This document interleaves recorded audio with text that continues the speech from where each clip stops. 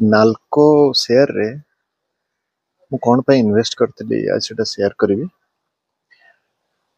2008 पर 2024 रे share price तार ब्रेकआउट होता 16 वर्ष पर ब्रेकआउट होता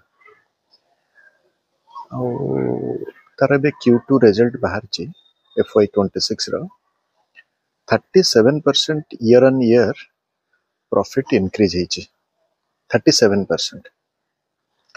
कंपनीटा डेप्ट फ्री माने पाखे कौन लोन ना बहुत कम अच्छे जोटा कि आप डेप्ट टू इक्विटी देखिए 0% ही बाहर तापर तार प्रॉफिट ग्रोथ CAGR जो देखिए almost 107% in the past 5 years। CAGR माने compounded annual growth rate। compounded annual growth rate एटा गोटे बहुत बढ़िया रेशियोटा आप गूगल कले जानीपारे तार प्रॉफिट ग्रोथ CAGR रे जो देखिए 5 वर्ष 107%। आई वर्ष मार्च 2025 रे माने FY25 रे तार सेल्स पाखापाखि 17,000 कोटी होता अप्रोक्सीमेटली।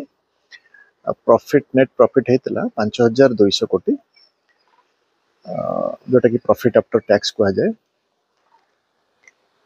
गत वर्ष अपेक्षा माने जोटा कि मार्च 2024 रु मार्च 2025 भितर बहुत भल ग्रोथ है सेल्स रे। आउ ए वर्ष सेल्स टा ऑल टाइम हाई माने तार इतिहास रे एटा सबुठ हाई। आउ प्रॉफिट भी से भलिया बहुत बढ़िया इंक्रीज होता आर वर्ष मार्च 2024 एनुअल प्रॉफिट रु ए वर्ष मार्च 2025 जहाँ प्रॉफिट से माने रिपोर्ट करथिले। जदि देखिए 2022 रु FII तांको स्टेक 1% बढ़ाई तो 3 वर्ष रे DII 3% बढ़ाई से गोटे मेजर नुहे जे FII किणिले बोली आमे किनिबा कि DII किणिले बोली आमे किनिबा but that's a positive sentiment से गोटे। आउ